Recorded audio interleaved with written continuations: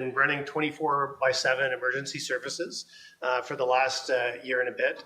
It's been exceptionally challenging. The post-pandemic reality is that we are in a worldwide health human resource crisis, which persists. People ask me, when is it going to be resolved? And I just turn people to look at how long does it take to train a nurse? It's about 4 or 5 years. So this hit us last year, and so it's going to be at least another 3 to 4 years before we return to what we might refer to as new normal. We have had some disruptions in our maternal newborn program. That's been a combination of physician availability and nursing staff as well. And we're working to redouble our efforts to ensure recruiting in those areas is done to the utmost. Next one. A couple of positives. Our MRI project is actually nearing its completion. So if you take a quick drive by the hospital, you'll see at the main entrance new ventilation shafts, and on the main floor is our new MRI, which was delivered earlier this fall, which is incredibly exciting. MRI is critically important for us because it raises our game in terms of being able to offer end-to-end services for the communities that we serve. I can point to at least 3 or 4 key specialist physicians that were recruited solely from the perspective of being able to tell them that MRI was coming to our communities that we serve. So great, good news story. On time, on budget, first patient is expected in the next 3 weeks or so. Right now, we're busy doing the commissioning of the magnet, which is in place, and we've got some, I'll call it victims or volunteers from our staff and physician group to offer to go through the MRI as test patients. Very safe, as long as you don't have any metal on you. Next slide. So here's just a couple of just quick pictures of what it looks like. So you'll see that right next to the main entrance, we're going to be covering it up, but there's actually a permanent door that's been dug into the side of the building in the earth in front of the building. That is a permanent access point for the magnet. The reason it's permanent is that this type of technology is rated to last about 10 years. In our business, we make everything go a lot longer, as long as it's safe. So we'll probably get 12 to 13 years out of the magnet. And at some point, we'll need to take it out and replace it with a new one. So it's a permanent home. It's far too big and heavy to get through a conventional space like a main door or an elevator. So it goes directly in through crane.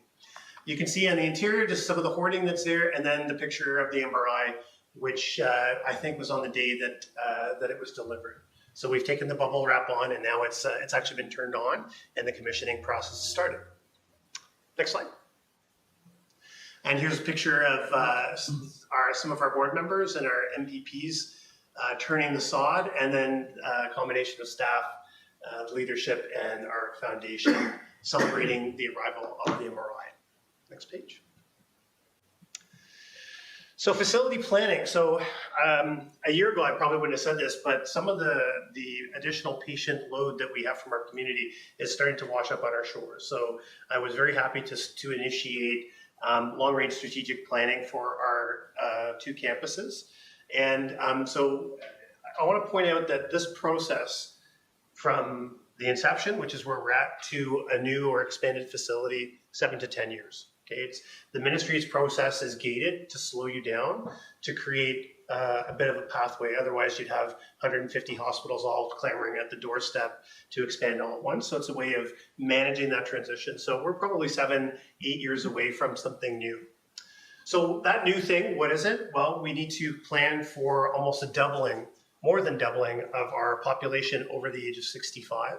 And when you couple that with what I'll call planned growth, so this is where in places like Smith Falls or in some of the other communities in the surrounding areas are working with developers to expand post-COVID, and teleworking has provided opportunities that perhaps didn't exist.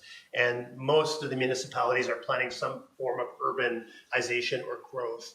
And so those 2 things will tell us by the time 2030 rolls around, the hospital will be incapable of meeting the demands with its current infrastructure. Okay, that's why we need to start now. If we're 7 to 10 years away, if we start now, by the time 2030 rolls around, we'll be closer to doing that. We did decide, based on engineering studies, to focus the redevelopment on our Perth site. If you've been there, our Perth site is, I'll call it a hybrid environment, and one that hasn't had any major uplift since 1992. So when we do that, we are committed to 2 site models. So people should be reassured that there will be no moving the hospital sites out of the communities they currently reside in, but the PERS site will likely need to be replaced with a new build. Okay. So that's something that we're pushing right now. The next stage is to get a planning grant, because I did most of this myself with some architects and some functional planners. And the next stage really requires engagement of the community. So even though we're planning for a new PERS site, the services that are impacted are across both sites, and the community needs to be engaged as we get to plan for the future development. And so communities like Smith Falls and surrounding area will be heavily engaged to get input from your constituents. So if you hear that from people, if they stop you in the street, yes, Smith Falls will be at the table and will have a voice in the redevelopment plans for the hospital. Next slide. These are just some boring space projections. To put a fine point on it, right now, our emergency department is about 20% smaller than it should be just to do the volumes that are needed today. Okay, and that doesn't mean, that's not accounting for any growth. So it just shows you how the space and design considerations have changed. Next slide. So our new plan, even though it's again centered on one facility, gives us the flexibility to do that, to move services around, and then even potentially grow some of the programs in Smith Falls, even though there isn't a significant footprint planned at this point in time. Okay, so again, key message, 7 to 10 years away. The next step will be extensive community consultation. Next slide. So going to our core capital campaign, which is centered on improving safety and quality through electronic means, as well as investments in technology. So I'm happy to say that the fall of 24 we're planning to go live. We still, being real with you, practically, we are still in the midst of the health human resource crisis, so there is a possibility. It's very time intensive to train all the staff, physicians in these new technologies, but currently our plan is just around December of 2024. Next slide. So I wanted to give you just some practical things. I've looked at some of the slides that have been presented to you in the past, and they're very notional, and I'm proud to say that we've actually have concrete, tangible things that we can talk to you about. So for example, today, if I go to the emergency department and I need, let's say I have an infection, a cut on my leg, and I need antibiotics, and you're in the Smith Falls site here, the doctor might look to the nurse and say, Nurse Karen, can you just go and get Michael 300 milligrams of amoxicillin? And she would walk over to a bin, pull out a thing, and give it to me. So in that regard, you have to hope that the nurse heard that correctly, that she grabbed the right bin, that she grabbed the right pills, and that nothing happened to those pills as she's transitioning them to me for my first dose. In the new world, the physician will order a drug from a predefined menu. It'll process it, send it to a machine, which has biometrics and all the meds in it. The nurse will walk up, put her thumbprint on, a tray pops out, the exact right dose comes out with a barcode on it. The barcode is unique to that particular drug that says 400 milligrams of whatever the drug is. The nurse takes it, walks over to me, scans my ID band, which is linked to the order in the system. It says, yep, that's Michael. It says, yep, that's the med. Give him the drug. That's called closed loop medication safety. And that, I was the CEO of another hospital before I came here. 2 weeks before I left, we managed to go live with a similar system like this. And our medication discrepancies, which are errors in transcription, little mistakes that are caught after the fact, not necessarily administration, like wrong dose administered, went from whatever they were to almost zero instantaneously, because those are eliminated. Now, it's not foolproof. If the physician orders the wrong drug or the wrong amount, it'll still process it, so it still requires human intervention. But all those little, what they call the Swiss cheese, where those errors line up to cause those errors, will be eliminated. Next slide. So in terms of the technology, it increases patient safety, standardized. So I should point out that we're not doing this on our own. We're working with all the hospitals in the former Southeast LHIN, so that not only will you be able to have your records follow you if you go to places like Brockville or Kingston for higher tertiary care, but we're using the very latest best practice. So those order menus that I talked about, where the physician can select, it's the best drugs, it's the best medical processes, those are all baked into the system that we'll be using. Okay, next slide. So this is like a very, on my computer this looked better, but it actually looks terrible on this big screen. It's just an example of a barcode that would be scanned. So Next slide. And some of the work that we've been doing, we've been trying to advance some of these plans in advance. So this picture here is an automated medication packager. So this is Jacqueline Roberts and her pharmacy team. So this is actually up and running right now in our Smiths Fall site. And it does the first phase of it. So it takes the meds that are just little pills, drops them into a little bubble pack, seals it, barcodes it, and we already have that first line of defense. When we're dispensing, it comes out in a ready-to-go tab. It already is showing improvements, and this is the same sort of thing, biometric technology fully integrated into our electronic record. So that's here today. So next slide. So finally, last slide. On behalf of the hospital, I wanted to thank you for your historical support, very generous support of this program. We wouldn't be able to do this without you and partners like you. And so on behalf of the staff, physicians, and the volunteers at our hospital, thank you so much for your support. And we hope that Council will continue to support its financial support of the Core Capital campaign in your upcoming year. So with that, Mr. Chair, I thank you again for your time, and I'd be happy to take any questions that the Council may have. Thanks, Michael. Any comments, questions? Councilor Brennan. Yeah, thanks, Mr. Cohen. And, you know, I know for a fact that the hospital is the most important facility we have in our town. And I appreciate your work. I just wanted to have a question because I know that the Smith Falls site went through a redevelopment probably within the last decade or so. And if I recall correctly, and I think that was around a $20 million tab, maybe more, but at the time, the provincial government picked up 70%, I think 70% of that cost, and then it was fundraising, and of course, we stepped up and our municipal partner stepped up. So is that still the case? So the cost share has changed. So now it's 90-10 on the infrastructure. And the expectation is that the new equipment and what's called M&E, so like the stuff like desks and things like that, is owned, what they call own funds. So it works out to be on the majority of the cost, 90-10. So 10% to be raised by the community, and then there'll be a little bit more that the foundation and the community will have to raise to do furnishings and fit up. Thanks for that. And I suspect 20 million is a pretty low number for a new redevelopment these days. So a lot of the consultation that we need to do around this will determine the final costs. But yeah, it's a significant lift, and that's also why it's not something that is. It's in some ways it's good that it's not happening in 2 years, because we're going to need a nice runway to generate the funds to support the redevelopment. Thank you. Thanks for your work. Thank you. Councilor McKenna. Thanks, Michael, and it's nice to have you back.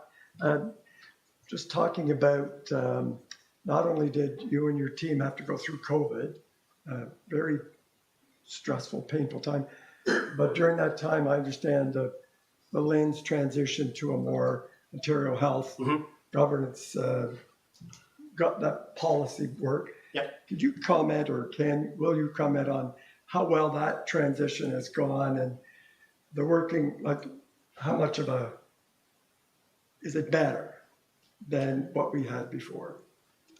So I was in a different LHIN, and this isn't me escaping from your question. Right. Okay, but at the time that amalgamation happened, from I think whatever it was, 15 or 16 LHINs down to basically 5 OH regions. OH stands for Ontario Health.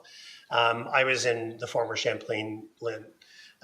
So when it first happened, it was actually very close to COVID, so it was very chaotic and difficult to tell.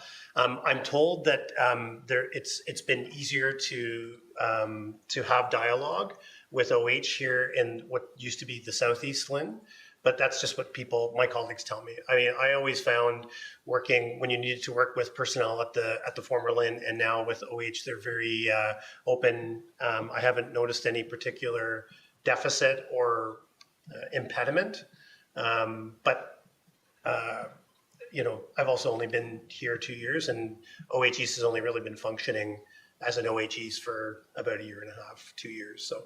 So at this point, I can say I can point to nothing negative, and when I need to talk to them and I need things from them, they seem to be responsive. And that appears to be a change from the former Southeast LHIN, but that's only what people tell me. That's not my own experience.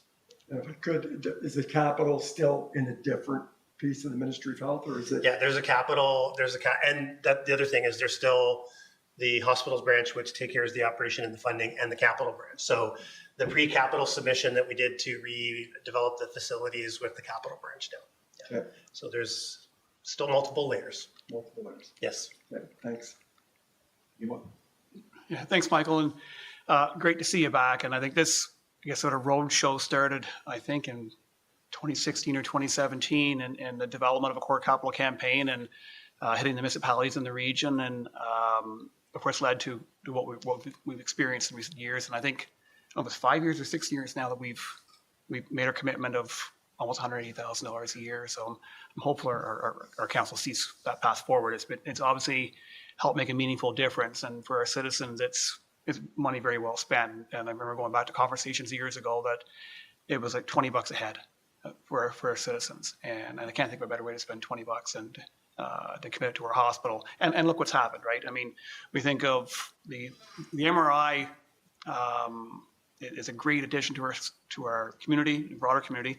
The fact you're able to attract professionals that you may not otherwise have had without the MRI, and Lumio, and when you, I guess I have to wonder if you weren't successful in obtaining municipal support over the years, it might be hard to do both of those things. And I'd hate to see our hospital in a position where you're trying to decide what is a bigger priority when the foundation has finite capacity to raise funds in the community. So anyway, I think it's important we continue to support our hospital. I know it's going to be a challenge going forward as we all try to grapple with growth.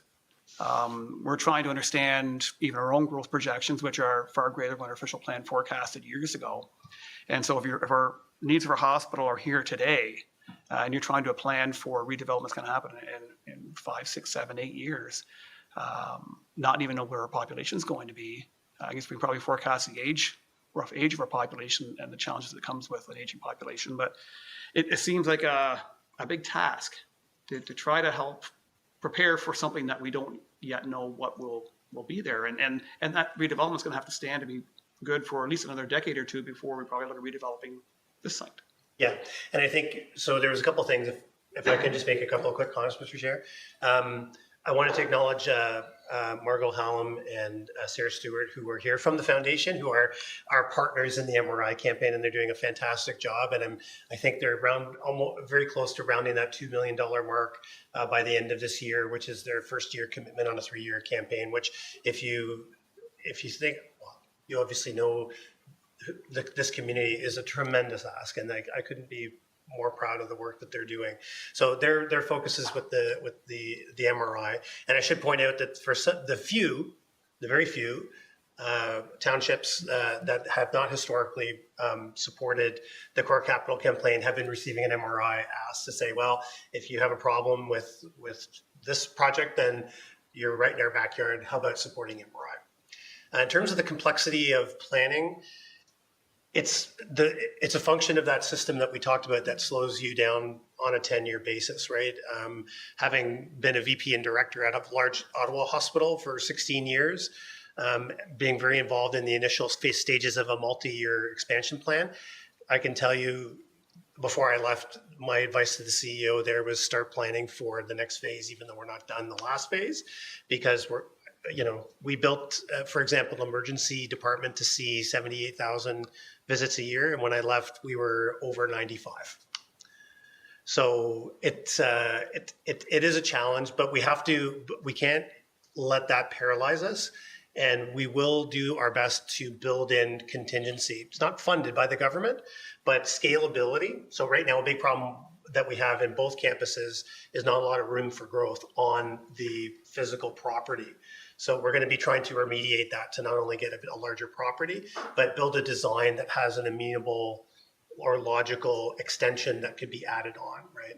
And that's also why a big part of the consultation that we're doing on this project, once we start going, is to engage all of our communities, because there may be opportunities to not necessarily move services around, but there are logical things where you might have one level of specialty at one site and another level of specialty at another to create capacity that you don't have when you have exactly the same thing at two sites. Right? I'm being very vague because these are things that can only be done with community consultation. So I hope that speaks to your. Yeah, and just a follow-up, just on the current crisis, I guess, I'll say crisis may not be the right word, but the inpatient admissions, the demands on Emerge, and I know you put it out to the community to, I guess, if you can find another method of getting treatment, maybe be the place to, you know, maybe don't want to go to the hospital right now. But inpatient, obviously, those people are in there because they have to That's right. be in there. That's right. Is there a plan underway to try and help manage that, or are we starting to see that trend reverse? Or if we're going to be at that state, the potential impact on our community if we can't manage. Two key things. So the sort of almost crisis level that we had about 3 weeks ago, where we called that code, has subsided. So now we're in I call it a dull roar. So we're around 110, 115% occupancy, which is between, let's say, 12 and 15 people above our bed count. So that would be, we have 9, just for people keeping track at home, 93 beds. And so that would be somewhere between 105 and 108 roughly. Okay. And we seem to, it's not pleasant, but we can cope with that.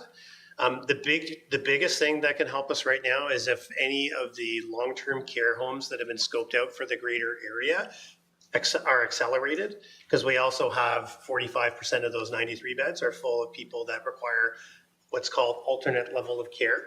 So these are people that are destined for long-term care and or home and community care, which is also very problematic to get quick access to. So, you know, this is where it's clearly a system problem.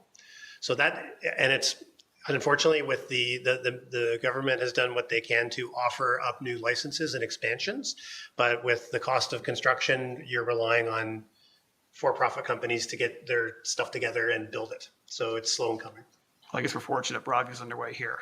That's still We're halfway. it's still I think at least 16, 18 months away. So no one will be cheering louder than me when it's ready to go. Thank you. Thank you. Councilor McGuire, have you got a question or anything? Okay. Councilor McKenna? If I could just have one more, Mr. Chair, just I'll put my public health hat on. And if you want to help our hospital with these surges, please get your flu shot, get your COVID vaccination, wash your hands, wear a mask if you're in situations you're not comfortable in. Like help our hospital out, because if you could have avoided having to go there, please do. Yeah. So from your mouth to the ears of God. Yeah. Anyone else got any? All right. Well, thank you very much for your presentation. Thank you. It's been a pleasure. And have a great evening. Thank you. Okay, moving along, we've got our next delegation from the Lanark Rural Transportation Working Group.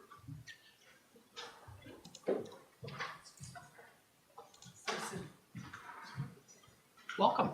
Thank you. Thank you, Chair, Mayor, and Councillors. So we're here tonight to ask for your consideration for funding for a transportation feasibility study. Next.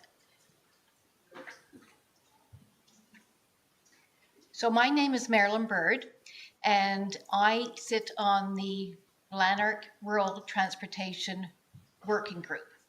I represent Lanark Transportation on that group. I have Stephen Welcher here tonight, and he is vice chair of the table. He also sits in our group.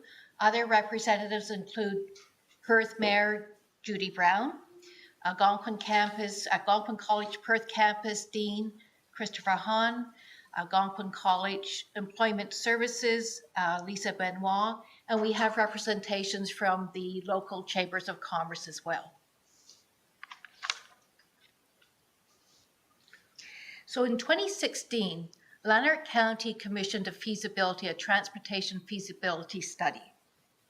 And that resulted in a very comprehensive report entitled Rural Transportation Issues and Options for Lanark County. And this was authored by Nelson Rogers and Robert Leach. So some of the major challenges identified in that study included employment from both the employer and employee point of view, the environmental impacts of transportation, mental health issues related to social isolation, unable to access core services including health and social services, legal and educational, and the youth exodus from our communities. So I just want to touch on the environmental impact. And this information comes from Lanark County's own Climate Action Plan.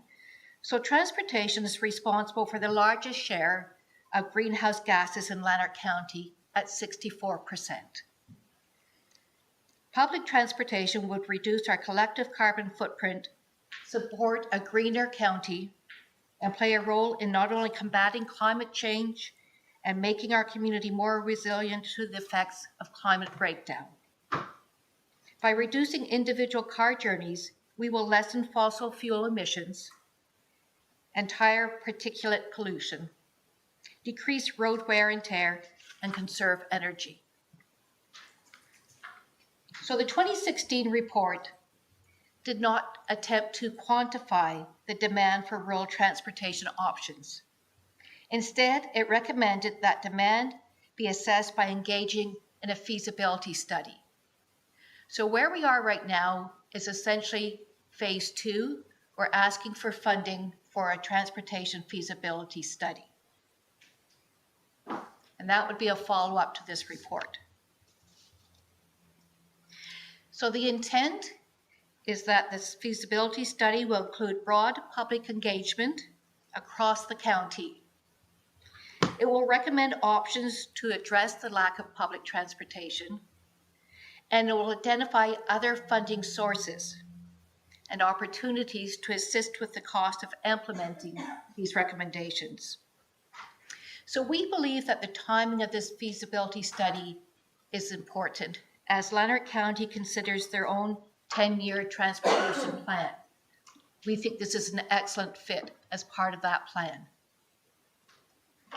Funding is available to pay for approximately 50% of any feasibility study if we succeed with a grant application to the Federation of Canadian Municipalities. Transportation is an investment in the future. The availability of public transportation is more than just a service. It's an investment in the future of Lanark County and our communities. It is essential to a functional community. It has the potential to boost our community's attractiveness, quality of life, prosperity, and environmental sustainability, and support our population growth. We recognize that there's many challenges related to public transportation in rural areas and small towns. However, with the evolving landscape of transportation technology and solutions, we believe that now is the time for fresh insights through a feasibility study. We have a broad range of support for this request, and you can see through the different organizations that are listed there. The support comes from across the board. It comes from youth organizations, from educational organizations. It comes from shopping and destination organizations. So the recommended framework of a feasibility study. Our working group has reviewed other recent transportation feasibility studies. An excellent example of the framework for a feasibility comes from a 2020 study in Gananoque, and it utilized a 4-part framework: situational analysis, demand analysis, transit supply analysis, and implementation considerations. So this is what we foresee a feasibility study will provide us here in Lanark County. Feasibility studies for other rural municipalities in our region have cost approximately $60,000. 50% of this cost can be funded through a successful grant application to the Green Municipal Fund, a program of the Federation of Canadian Municipalities.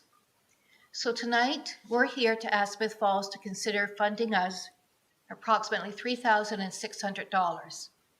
And that's based on the percentage of your population as Lanark County as a whole. So thank you, and Stephen's going to help me answer any questions that may come up. Thanks, Marilyn.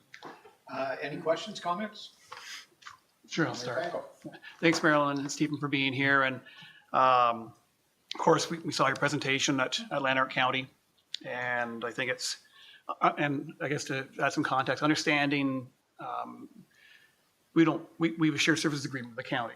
We pay for a number of services. We don't pay for transportation as part of that. So if there was going to be support of the county, would not include a commitment from Smith Falls. So I'd asked Marilyn and Stephen to be here because I think it would be fair that we would pay a proportionate share if the county's going to pay the balance in a study. So that's where the $3,600 came from.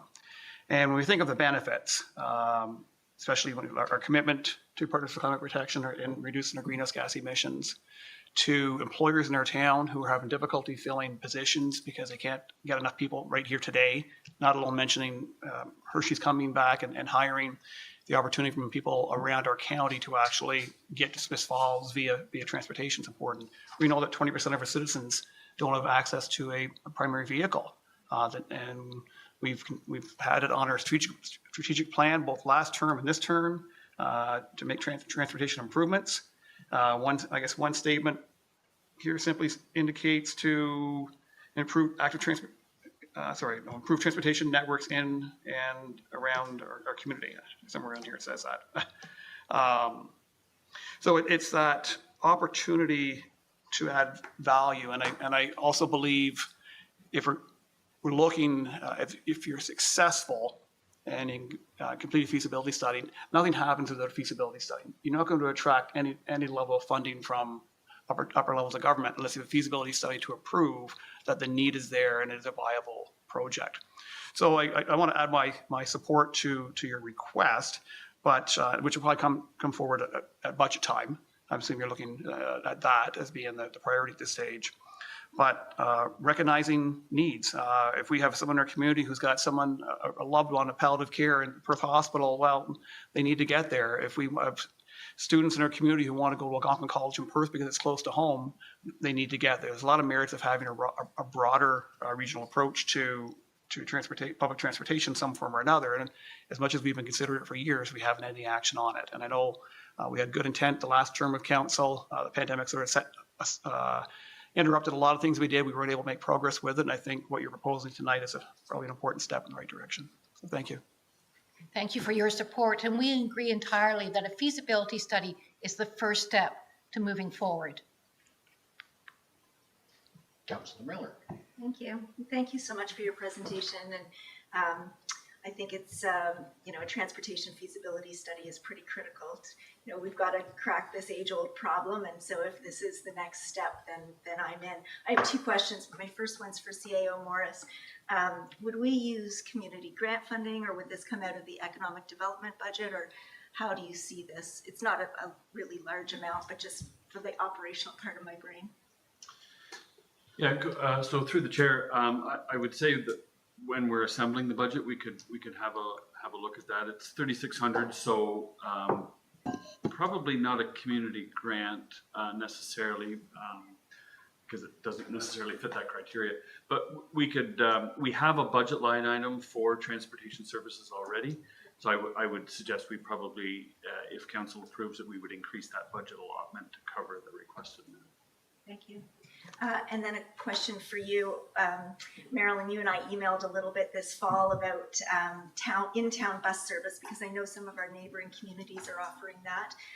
Could you just speak to what we would need to do, and this is slightly offside, but what we would need to do to implement that here in Smith Falls while we're doing a study for the broader county? Right, thank you. So I'll put on my different hat now as the Executive Director of Lanark Transportation. So we have 3 what we call Ride the LT services running right now. We just recently launched in Perth. So what that is, it's a once a week shopping service. It's what we call a modified fixed route. So in Perth, for example, our first pickup point is the Crystal Palace.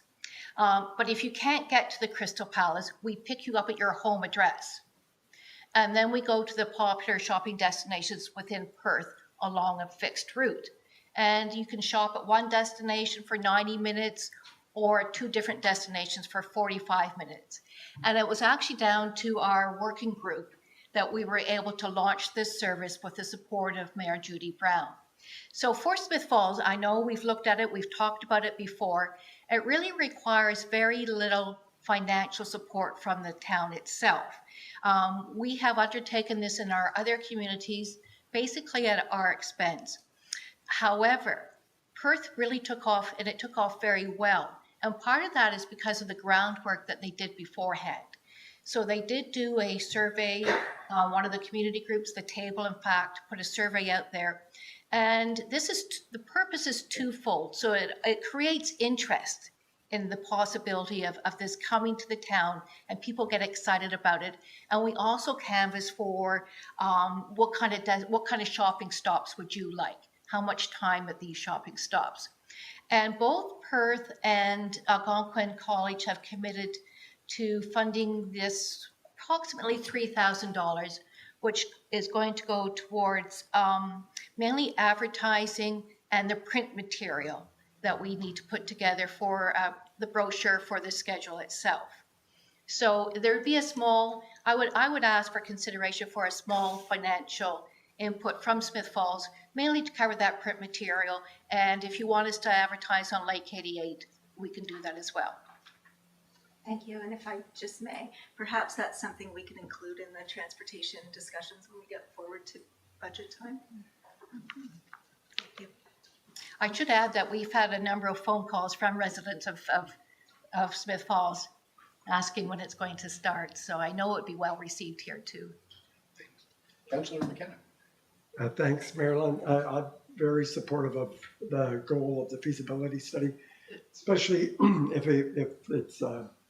if we can leverage, 50 cents on the dollar from the Federation of Canadian Municipalities. So it's not just 3,500. We might get 7,000 out of that modest investment. So when it comes to budget time, I'll be speaking in support of it.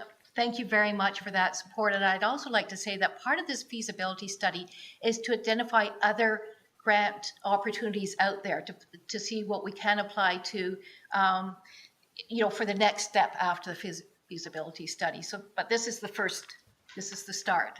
So thank you for your support. Councillor Brennan. Yeah, thanks very much. And of course, this makes the phone ring once in a while for getting around. I just wanted to know, Smith Falls is included in the feasibility study, i.e. Transportation around town, because it's a pretty broad area we're talking about, right? Yes, it is, and it would be included because Smith Falls is very similar to Carleton Place, both in terms of population and the infrastructure. And one of the things that we'd asked the feasibility study to look at is inter-community transportation. Okay, thank you. And also, I saw the van outside, and so I see the van around town quite often. So you do service town in terms of getting people to appointments and that sort of thing already? Yes, we do. Lanark Transportation Association has been running since 2001. We serve residents of Lanark County and the town of Smith Falls. We drive people to medical appointments and services and other social type of appointments. So Smith Falls is probably our #1 source of clients, but that would be expected from both your population and your demographics and other factors that come into transportation. So yes, we have, the transportation service has 16 vehicles on the road, and due to increased demand post-COVID, we're going to be adding another vehicle very shortly. Excellent. So yes. Yeah, I'm well aware of that, yeah, and thank good. you for that. So, and thanks for the presentation. Thank you.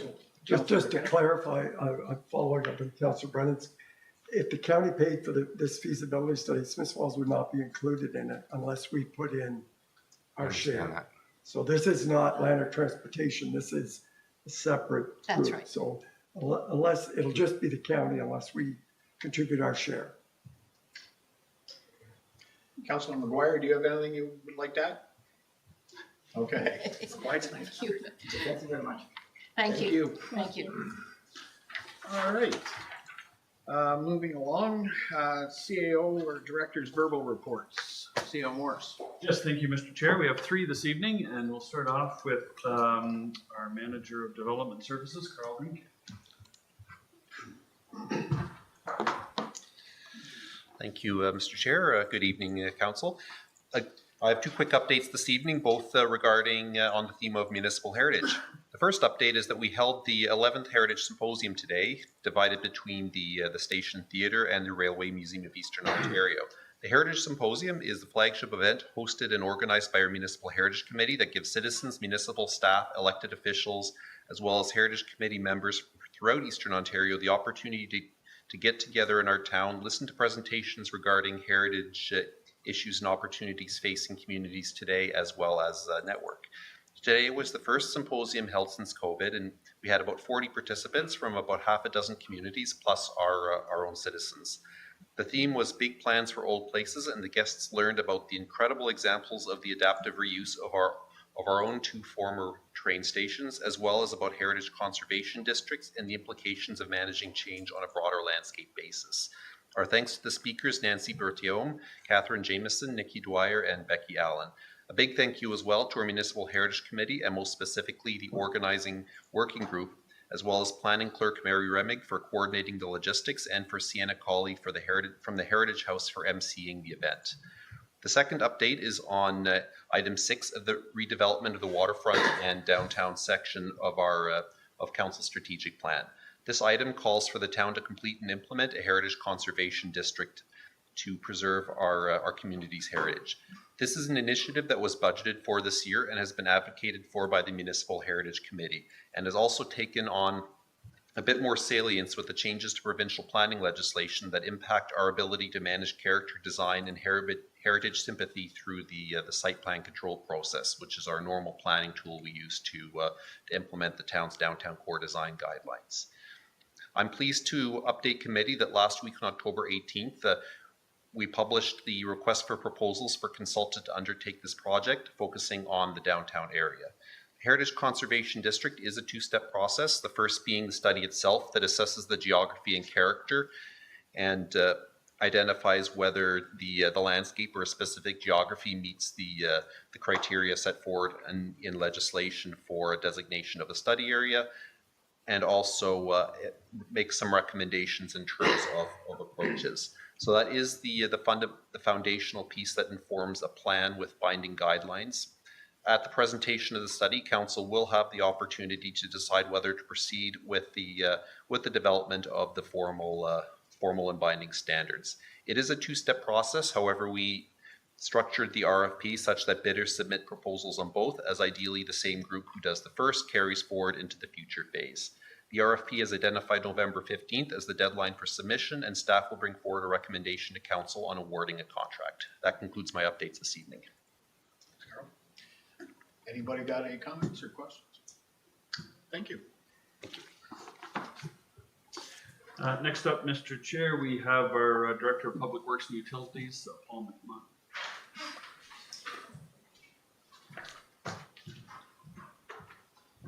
Good evening, everybody. I just wanted to give a quick update on some of the changes we're making in Public Works for the winter control operations this winter. So historically, we've ran a single shift, being day shift from 7 to 3:30 in the afternoon. And then we have patrolmen that are either on call or they come in during the evening to patrol during the off hours when staff aren't here. So what we're doing this winter, we have about 12 people in the Public Works department in the road side of things. So we're actually splitting the crews up into 2 shifts. Jason Dalglish, who is a supervisor, he'll maintain his day shift position, and patrolling will be done by our foreman, Alan Gorman, and Josh Winkenweeder, who we've advanced up to a lead hand position. So we'll have 2 patrolmen, 1 on each shift, with a complement of 6 staff in total on each shift. One thing that we've had to do because of our staffing resources that we have within the department, we've had to hire a contract position for the winter, a 6-month contract to get us through. It'll be a 40-hour-a-week contract position. And the reason I'm bringing that up is just to preface budget discussions once we get into those a little bit later on. And we'll also be adding 2 part-time staff to the complement as well that will work about 16 hours a week, guaranteed, and possibly more depending on what the weather looks like. So this was all in a response to, we're going to treat this as a little bit of a pilot over the course of the winters to see if we can improve our level of service throughout town for winter control operations. One of the things that we're doing differently for sidewalk clearing is we know that council afforded us to purchase the 2 new sidewalk plows last year, so that rounds us out to 3 sidewalk plows. So we'll be plowing all the streets within town with our sidewalk plows as opposed to using the wings of our larger trucks for a number of different reasons that I won't get into here this evening. So we have the equipment, we have the resources to cover off 2 shifts. So that's what we're going to try to do this coming winter. In the changes to operations with plowing the sidewalks with sidewalk plows, we're going to be plowing the roads and storing a lot more snow within what we call the gutter, so the area of edge of pavement where it meets the curb and or sidewalk, and that will necessitate quite a bit more snow removal. So that was another reason why we're going to shift. So the nights that you look outside and it's not snowing and you're wondering what the staff are doing, what staff will be doing is they'll be out doing snow removal primarily with our own equipment as opposed to hiring trucks and loaders and whatnot to remove snow. So I think all in all, it's a good strategy to at least pilot for the winter to see how things unfold and how our level of service should improve over the course of the winter. Not to suggest we've done a bad job, but there's always room for continued improvement. So, and that's my report for this evening. Thank you, Director. My lawn is going to thank you in advance before. Any questions? Councilor Miller? I'd just like to thank you for this and your staff, because historically we've done a great job on snow removal. One of the things I'm most proud of is how quickly we remove snow from the downtown core. It's really important for our business community. So I'm hoping your plan continues that or improves that. So thank you. It does. Thank you. Okay, thank you. I have 2 items, brief items. One is an update on the insurance claim for 25 Old Mill Road, which has been lingering for some time. I can report that Director Clark has been persistently contacting our insurer to make sure they're aware of our need for a response. So we're pretty clear that they know what we want. But we got an update last Tuesday evening from the adjuster, and so our insurer is Intact Public Entities. They outsource adjusting work, so we've been dealing with the outsourced contractor for that kind of work, and he's been excellent, I have to say. So anyway, his update last week was that they were awaiting bids or quotes, not bids, but quotes for the work, so they can value the claim or the work that has to be done. So he was hoping to have those by the end of last week. He needed to analyze them and have someone have a look at them to come up with their quantum, as they call it, the value of the work.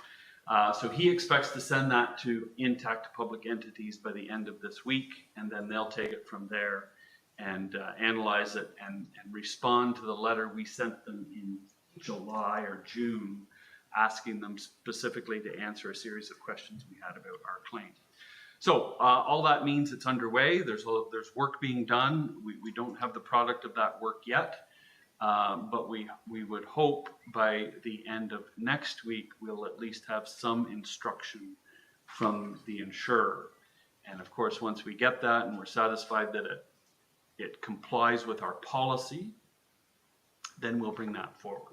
So I do appreciate the patience. I just want to acknowledge a loss of this magnitude takes time, and it's taken a bit more than I think we would have liked, but I'm confident that it's being given the time and attention it deserves, and hopefully we'll have good news over the next couple of weeks. But I'm not going to predict when we'll bring it forward, because I've done that in the past. It hasn't worked, but I can tell you that we're pressing them consistently for an answer.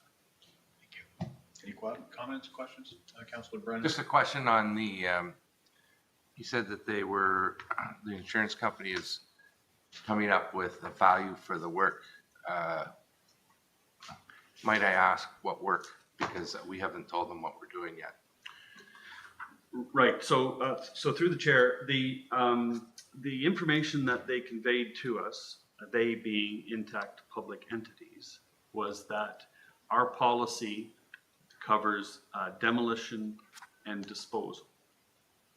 So our claim would be the equivalent value to demolish and dispose of the contents of the buildings. So what we're working on with them is to clarify, is that money only towards demolition and disposal, or can the town spend that as the owner of the building any way we wish? We believe it's the latter.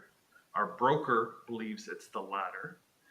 We're waiting for Intact to confirm that. So what we hope to bring to you is a dollar value for the claim and the latitude for council to spend that money how you see fit, provided it goes into the building, either to demolish it and remove it and dispose of it, or to do something else to shore it up structurally.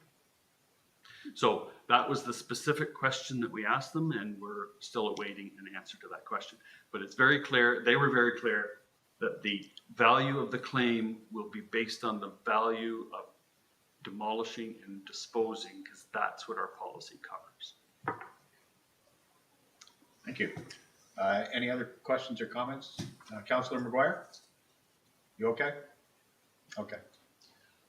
Well, nobody else has any, something you want to add, or? Yeah, so just one more thing. Next Monday is the 5th Monday of the month, so we will not be having a meeting. Unless Intact gets back to us this week, then we'll bring something to you next week, but I would not plan on meeting next week at this point. Okay. But Mr. Chair, if I might just indulge and go back to the previous conversation about the transportation feasibility study. So we didn't get direction. I saw a lot of what appeared to be support for the study. So I'm just looking for clear direction from council on what we should do with that. My suggestion, if I might, is as the mayor pointed out, what they're proposing aligns similarly to what our strategic initiative is, but we don't know if it aligns entirely. So I think we'd be remiss if we didn't engage with the group and talk about what our criteria would be for a feasibility study, and see if they can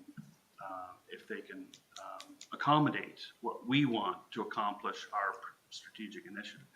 So my suggestion would be to direct staff to engage with the group to talk about things like, for instance, the initial study was good. It was kind of broad themes and broad objectives, but to really hone in on whether it's feasible or not, we need data such as an origin destination study. That was not done in the first one. We need to know where people start their trip and where they end the trip, and then you build a system around those linkages. So it wasn't clear from the presentation if that's part of the study. It could very well be. But my advice to committee is to instruct staff to engage with the group to understand if their objectives align with ours, and then we'll bring back a recommendation. Okay, that should, I saw everybody's head nodding, so that should give you your direction. Thank you. All right. Okay, and moving along, committee of the whole consent reports, we don't have any, I don't believe. Oh, yes. Just, Mr. Chair, I should have brought this up at the start when we were approving the agenda. I noticed that we have members of the Accessibility Committee here, and it's the last thing on our agenda. And I just wondered if it was possible to move that up before we go in camera and have that presentation now. And Certainly. if I should have done that earlier. Certainly. Council agrees? Okay. Thank you, Mr. Chair. So we'll go ahead before we move in camera. We'll go ahead with item 10.6, the Accessibility Advisory Committee report with Director Clerk. Good evening, everyone. So I'm bringing for you today the request to adopt the new terms of reference for the Accessibility Advisory Committee. We've had 2 meetings. Lucy Bingley is here. She's the chair, so she's just making sure that I'm on point. So we've had 2 meetings. We discussed at both meetings revising these terms of reference. And actually, Lucy brought it up the first meeting. We had a good discussion about it, and the second meeting we further clarified it. And so the salient points are that we'd like to increase the frequency of meetings. It was formerly 3 per year. We'd like to have a minimum of 6, acknowledging that we can have as many as we like, but a minimum of 6 would be beneficial.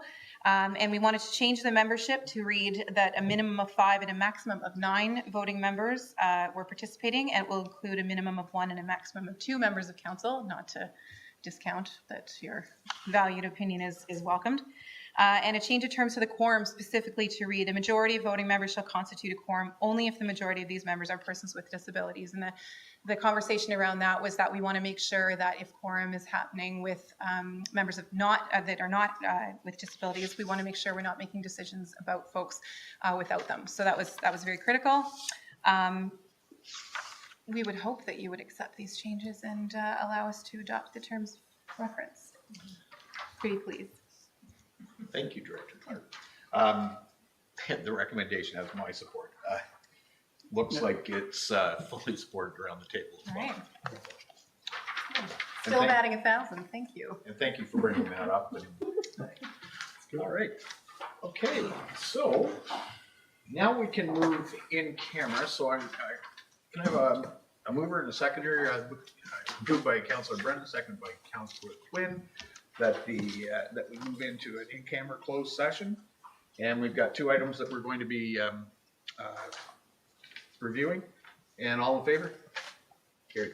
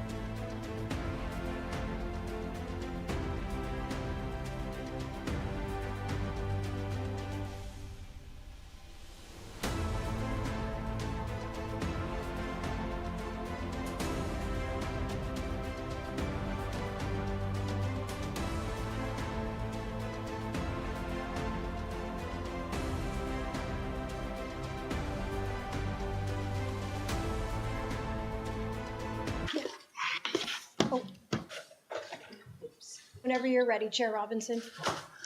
Thank you. Sorry to keep everyone waiting.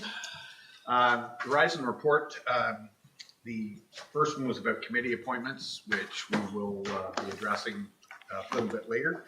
And the second, we gave staff direction on the litigation. So, moving right on. Priority issues report. The Smiths Falls Community Improvement Plan 2023 fall intake with Mary.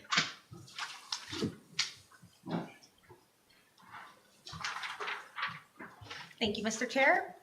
Good evening, everyone. So this evening, I am bringing forward the results of the fall intake for the CIP program. So we did receive a total of 10 applications, 5 of which were deemed complete in time for the application deadline.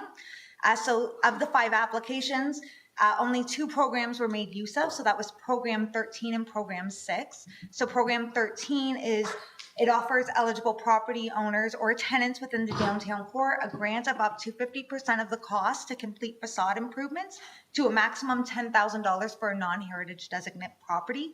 We also have a stream for heritage designating properties. It's not applicable to this fall intake. Program 6 offers eligible property owners a grant of up to $15,000 based on 50% of the cost to conduct construction drawings or other technical studies that are needed to establish an ARU. That's the acronym, Additional Residential Units. There's also 2 additional funding streams. So rebate 1 is that $15,000 threshold. Rebate 2 provides eligible property owners an additional $5,000 where it can be demonstrated that the value to construct the ARU exceeded $30,000. And then there's a third rebate available which offers an additional $5,000 based on 50% of the cost in order to install new energy efficient windows into the ARU. So those are the 2 programs that were made use of by these 5 applications. Just pointing out, so an ARU is considered a more financially attainable dwelling unit just based on the fact that it's ancillary to a main dwelling unit, and that it's only a fraction of the size of the main dwelling unit.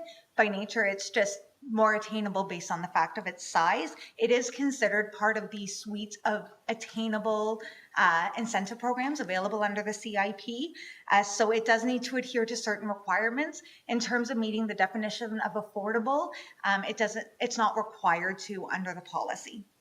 So just based on this though, when you do a deep dive into the policy a little bit, what it does ask us to do is to prioritize applications that are made under the attainable housing incentive programs. So that is the reason for the application, even though in sequence it came in about 3rd or 4th, it's actually prioritized and it's our first recommendation tonight coming from staff. So that's written into policy, so we brought it forward as our first recommendation. So following, the other 4 applications are all made under Program 13, which is our facade program, and it's in the downtown core only. All of these applications propose replacement signage, and some of them are fairly neat. So anyways, replacement signage, the CIP working committee has taken a look at them and they've given recommendation. There is an outline of the scores that were given by the CIP evaluation committee. They are recommending that there's 2 that they suggest be supported in full and then another 2 in part, just based on certain requirements not being met in accordance with the downtown core design guidelines. So they are recommending in full or in part, depending on the application, and that's outlined more in the report. So just after a review of all of the particulars of this application, staff are requesting an out-of-budget approval of $1,158.65. This is to accommodate all the applications. It came in as a relatively modest overage, so we thought that there was room to accommodate all these applications as part of this intake instead of deferring to next intake. Also, looking into council's strategic plan, there is that priority regarding the support of the downtown revitalization programs of the CIP envisioned in your strategic plan. Staff's measurement for success on this is attempting to leverage approximately a $200,000 private property investment in the downtown annually over the course of the strategic plan. This brings us closer. So it doesn't bring us quite where we want it, but it will still fall a couple $1,000s short, but the out of budget expenditure will bring us closer to that $200,000 investment in the downtown core. So all in all, this application intake was very successful. If it's approved as recommended, the total funding of $33,628.62 would leverage a projected total of $249,607.59 in private property investments. So yeah, that's all for now, but I am available for questions while you deliberate. Thanks, Mayor. Go ahead. Thank you. Thanks for this report, Mary. I know how much work goes into the CIP process, so thanks for all of that too. So my first question, and I may have just misunderstood or not read it, it's about the additional residential unit. So is that available for the public to rent? So it needs to be a bona fide rental unit. How that's described in policy is that it cannot be listed on a short-term rental such as Airbnb or Vrbo. But in terms of affordability or whether or not we need to ensure that it's on the market and available to the general public, it's not required by policy that we monitor that. Okay. And is it accessible?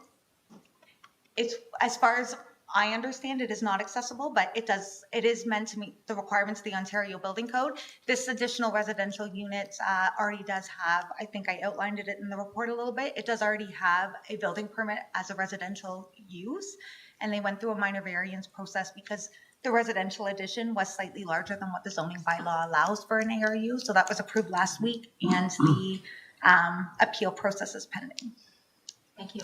Am I okay to ask a couple other questions? Thank you. So I know we sent you back I talked to you about this today, but just so everyone else hears the answer, we sent you back to do a bit more research on the sign permit process, and just wondering when we'd see the next draft.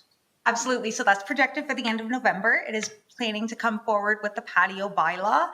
I did successfully touch base with the sign association today. It's taken a little bit of time, but I have successfully reached out to them, and I have a meeting scheduled for next week for consultation. Excellent. Thank you.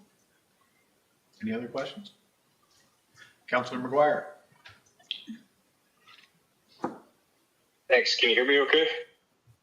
Yes. Okay, great. Thanks a lot, Mary. This is lots of great projects, and it's exciting to see the first ARU one.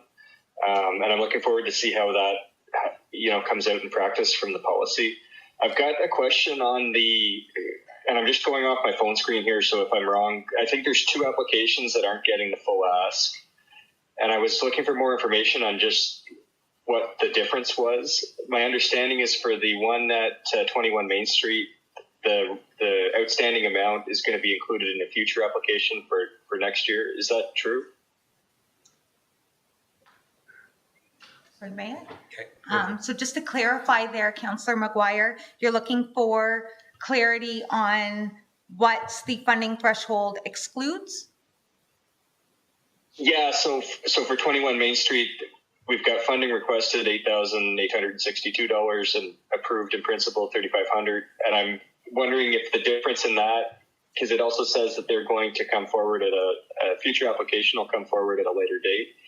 Is that funding gap associated with the future application, or is that a restriction on something that's being done in this round? Perfect. So yes, I can clarify through the chair. The property at 21 Main Street is actually a formation of 2 separate legal parcels, 11 Main Street West and 21 Main Street West. So there's a bit of a utilitarian fencing along the frontage of the property at 11 Main Street West. The funding requested that was listed in the report was to actually refurbish the existing pylon sign at 21 Main Street West, but they also sought to put in somewhat of a billboard sign along this utilitarian fence, as well as a bench and some semi-permanent landscaping. So that was what the full ask was reflected of, which was full total cost of improvements was just over 17,000, and they requested 8.8K. So that would have been 50% of the cost for both properties. So when looking at it, the CIP working committee felt that they wanted more of an impactful improvements at 11 Main Street West. And they asked that I reach out to the applicant to see whether or not that there was any ability to really enhance that area and make it more uniform with the frontage 21 Main Street West. In conversation with the applicant decided that we will take maybe more of a look at this for the spring intake of 2024. And the 3,500 that you see, Councillor Maguire, is reflective of the new inserts of the pylon sign, the new overhead lighting, the refurbishing of the existing pylon sign, and a small amount of labor to cover the work. Okay, great. I appreciate that. Anytime we see an internally illuminated sign come down and an externally illuminated one go up is exciting. So really, really big win there for us. And then the other one I'm noticing is the 16 Russell Street East requested 3,700, approved 2895. What's the difference in those two numbers, just for clarification, in scope of work? Sorry, this is Iron Forge, correct? Yep. Sorry, ma'am. Yes, go ahead. Perfect. Yes, through the chair. So what this is reflective of is the lettering, as well as the lettering that's pin lettering that's going on the building. What it's not reflective of is the backings for the sign. So that would be the ribbon-shaped two-dimensional backing behind Iron Forge and the small rectangular shaped backing behind Pizza that's proposed. The reason for this is that the committee felt that the black on black essentially got lost and it was poor design, so they chose not to support that aspect of the proposal. Okay, and did the applicant have a chance to change the color or take a look at that? Sorry, I couldn't hear that, Mr. Chair. I apologize. Can you speak up a little bit? Sorry, yeah, did the applicant have a chance to change the color or update based on the feedback or? So through the chair, this is their branding. So Iron Forge is actually a pizza franchise. So this is their branding and they wish to stick to it just based on the franchise requirements. Okay, I guess I wouldn't mind if we gave the full amount, but I know we're overfunded or we're oversubscribed at this point, so maybe it's a moot point anyway. Are there any other ones that aren't getting the full ask, or is it just those two? I missed that. He wants to know if there are any other ones that aren't getting the full ask, or just those two. So the other two applications under program 13 are recommended for the full ask. It's just the Iron Forge application as well as the 21 Main Street West application that we're suggesting be partial. Okay, great. If there was money available, I'd support a full funding on Iron Forge. But if it's oversubscribed and that's it for 2023, I think these are really, really exciting projects to see come forward. So thanks, Mary Carl and everybody else that's on the committee and staff looking over these. Thanks, Councillor McGuire. So, everybody in favor of this? All right, here we go. Thanks, Mary. Next on the agenda is 10.3, the MTO Connecting Link application with Director McMunn. I think, hold on. Nope, sorry. 10.2, the Budget Guidelines Report with Myra Fallon. I apologize. Skip that one, did you? I apologize. Thank you. So in summary, the report that is before you tonight is looking for guidance from council to assist staff in doing the 2024 budget. So we did provide a bit of an orientation or background in this report, so I'll just go through that briefly. So the budget is made up of both our operating and our capital budget, capital expenditures and operating expenditures. So for operating, we do look towards utility revenues as well as tax revenues. We do have some operating grants as well as our user fees and then some investment income. For capital, it is mainly looking towards grants as well as reserves, and then hopefully that we will have some funds approved within the current budget for operating to go towards capital as well. We do tend to look sometimes towards debt financing, of which we are limited by legislation on how much we can debt finance.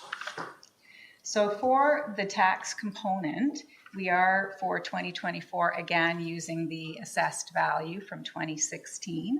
It hasn't been updated again this year, so just to note for 2024, we are using that assessment value again. And our taxes make up about 70% of our revenue, so about 18 million, so just to note that for taxes. For 2024, We do have some growth, though, as a result in our assessment value, as a result of new properties and enhancements to properties. So that will be reflected. So in the budget process, as we start to put together both the capital and the operating plan, we are going to be looking towards the strategic plan. We have a long-term financial sustainability plan that was done in 2016, which was used to guide our tax rates. There's a water and wastewater financial plan from 2020 for the water rates. And then we have our asset management plan. So those will all be considered as we're developing the budget. So for the water wastewater plan from 2020, it right now is suggesting a rate increase for water of 5.5% and then the wastewater rates of 3.5%. And for the financial sustainability plan, which was from 2016, it is assuming an inflation rate of 1.5% as well as a growth rate going forward of 1%.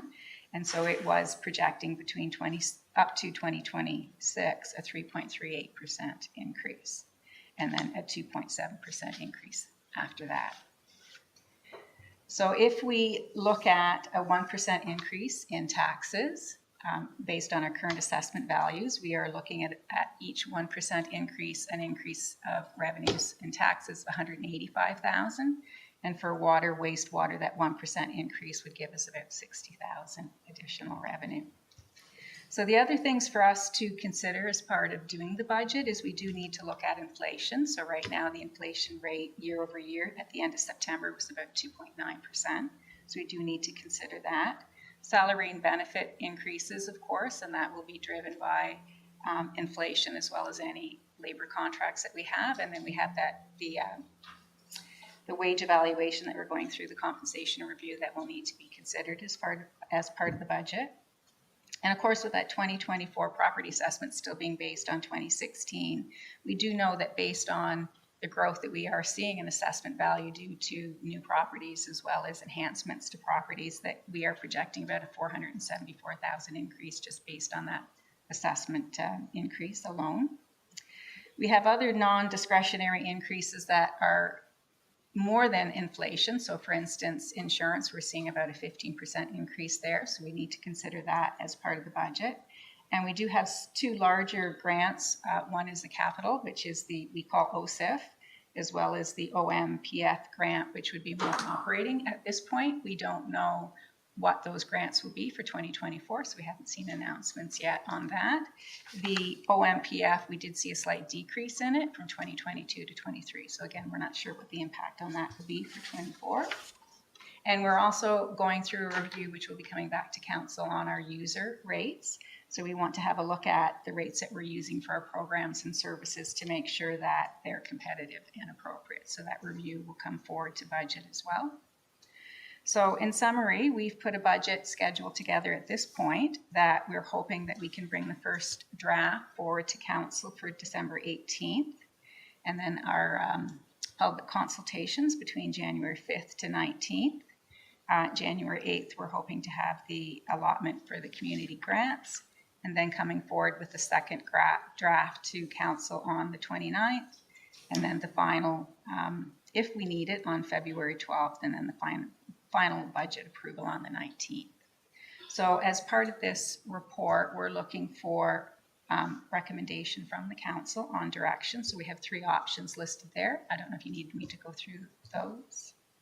List them. So option 1, we are looking to develop a draft 2024 budget. So based on the 2016 long-term financial plan and the 2020 water wastewater financial plan, which was showing the water increase of 5.5%, the wastewater increase 3.5%, and a tax rate increase of 3.38. Or option 2, that we develop a draft budget using a cost of living factor based on the most recent CPI, which at year over year ended of September was the 2.9%. Or option 3, we develop a budget based on alternative rate increases as directed by council. Thank you. Anybody got any questions or comments? Councilor McKenna. Thank you very much, Myra, for the report. I had a couple of questions. And I don't know if you or CO Morris might answer them. On the OMPF funding, it did go down. Can you confirm or help me understand if that process is politically neutral, for lack of a better word, that the formula is what the formula is and just based on inputs, that's what we got? Or was it because the provincial government of the day decided they wanted to reduce it across the board? Do we know that? Mr. Chair, I'll take a crack at that one. So the OMPF funding formula is based upon 6 different elements, if you will. There's a northern element, of course, we don't apply for that, or we're not eligible for that. And so the other ones are based on kind of local conditions and maybe a lower tax base than what other communities would get. So so the reduction last year impacted one of those elements of the formula, and it escapes me which one, but we can circle back and provide that information. The province just announced last week, it was kind of an empty announcement. It said OMPF is coming. They didn't show the individual municipal allocations. All they did is confirm the budget, the overall budget is still 500 million. So that's encouraging. We should expect something similar to last year, but it depends on if they've tweaked those factors or those elements within each of the calculations. We haven't been given that information yet, but you raise a good question. I think we could put some information together to share with you on a description of each of those elements so you understand how that figure is derived and calculated. But we won't know until they tell us what the formula looks like if 1 or 2 or 3 of those have been adjusted downward. And if I may, thank you. The second part of that is we've reached, I believe the municipality's reached the point of growth and size and sophistication that it would be helpful for me when I'm trying to advocate for what the budget increase should be, to know what the next 2 or 3 or 4 years in capital are going to look like. So I knew our asset management plan has been updated. So having a forecast that looks out perhaps 3 years and saying, because then I can say, okay, staff are requesting 3.38 and they've got a rationales this year that will cover off this much of our capital need next year and the year after. But if we are looking at 3 or 4 years of 4 or 5% in order to achieve that plan, then looking at it in isolation is difficult, and it's getting more difficult. So it would be helpful for me to help me make my decision to know what those, because we can control the capital, it's hard, and most of the operating, but there are costs we don't have control over, and we don't have control over what the province sends us. But the variables, I need a little bit longer range, or I would appreciate a longer range view. But without that, I'm in favor of the staff recommendation at this point of number 1, of looking at our water and wastewater financial plan, knowing that we need to replace all of those. I understand that, and I'm supportive of it, and I'm supportive of that tax rate increase of 3.38 as presented by staff at this point in our discussions. Mayor Panko. Thanks, Myra. Great report, and I think it's good to look back and see where we've been. And I think certainly want to advocate and believe, and we set a plan, we follow that plan. But there's variables that come into the plan that weren't here in 2015 when it was first developed, and 2015, I guess. One being our reserve balances. So that's one thing I'd be interested to know. Where are we today with regards to our reserve balances in relationship to what our target was for year in 2023? And the growth rates forecasted 10 years ago, well, not really 8 years ago, 9 years ago, were very modest compared to the growth we've experienced. And that reflects in the changes in the tax rate actually over the last 8 budgets.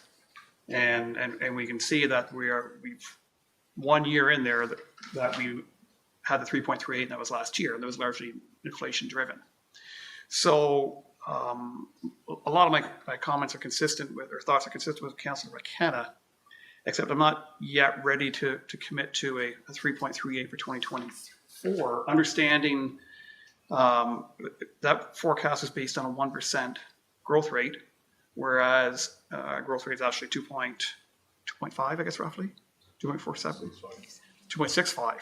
So that would suggest maybe we only need about a 0.7% increase in order to stick to the plan based on the factors that were in place when this plan was developed. So I'm sensitive to the realities and the challenges facing our taxpayers, our constituents. At the same time, I also recognize we've got a lot of capital work. We still have an infrastructure deficit despite a lot of work that's been done in recent years. And I would like some better understanding of that before making a final determination on what tax rate increase I would prefer to see for 2024. But if you need something to work with tonight, I'll wait and hear what everyone else has to say. My preference would be actually to wait on that, but I'll wait and hear what my colleagues say. Councillor Brennan. I agree. I mean, I appreciate that there was a financial sustainability plan done in 2016. We both were here, and Councillor Quinn too. But that's 7 years ago, and as the mayor just said, we're living in a way different world that I would never have expected in Smith Falls. And not to mention we went through a pandemic, but I think that I would never have imagined how good things are going, and they are going very well, I think. So I'm not prepared to say tonight, yeah, go ahead and do a budget with a 3.3, which I have no idea where we're at. I mean, I don't know. I need to see some numbers and see what we're going to need. I haven't seen a capital budget from the departments, and so I'm not there. I mean, my first reaction was, okay, just start at zero and then tell us why you need more than that. And because everyone else is paying. And on the other point I wanted to make was about the impact, the assessed value of everything around here that hasn't been updated for 7 years. And the fact of the matter is, when it does get updated, we're going to have to look at it, because the assessed value is not your tax rate. Your tax rate is your mill rate. The assessed value from MPAC is a guide for us to set the mill rate. So assuming that whenever they do that, everyone's assessed value is going to go up, well, you're going to have a look at the mill rate. So it's not a windfall for us when MPAC updates things, and surely they should. But I just wanted to make that point. And the same with the water and the wastewater. I mean, I know that we're subsidizing that through the tax roll. However, I'm hearing all this great news from Director McMahon, how we're saving money on non-revenue water. I want to know how that factors into it, and how we can maybe use that we're moving towards self-sustainability on the water and wastewater. We just can't move that fast. I think it's like in the last 6 or 7 years, it's an 18% increase in it. So I'm always one to be hesitant on that. So I like the schedule. I'm not ready to commit to any number until I get some evidence base so I can make a decision on it. Councillor Miller. Thank you, and I agree. I think, thank you for your report. I think we have a lot of unanswered questions here, and probably if we could defer this until we get some of those answers. It's a tough situation, because I read a Toronto Star article this summer that quoted the Bank of Canada and the projections for 25 and 26 mortgage increases. People are in for a tough year ahead from an economic point of view. On the flip side, we don't want to slow down our own redevelopment of roads and capital projects and our own growth in Smiths Falls. So we're really looking for the sweet spot here and doing the right thing. So I think a bit more of this information would help. Councillor McGuire. Thanks, Mr. Chair. I appreciate the report tonight. I definitely share Mayor Penko and Councillor McKenna's sentiments, because I believe that between the growth and the inflation that we've seen over the last few years, the numbers in those long-term plans I don't think they're still up to date. In the meantime, though, that's the best we've got. I think when I look at the Statistics Canada website, I'm seeing 3.8% for consumer price index for 2023, 12 months to date. And I'm just wondering how that 2.9% was calculated, or where that comes from. That one was based on the Ottawa region price index. So I can go back and pull the numbers for you. Did you catch that, Chris? Not really, no. It's based on the Ottawa region. Okay, I think, have we used Ottawa region in the past, or have we used national? Through the chair, yeah, we tend to use the Ottawa-Gatineau CPI, all items CPI index. So that's what we used here. It was it was north of 3% in August, but it went down to 2.9 in September.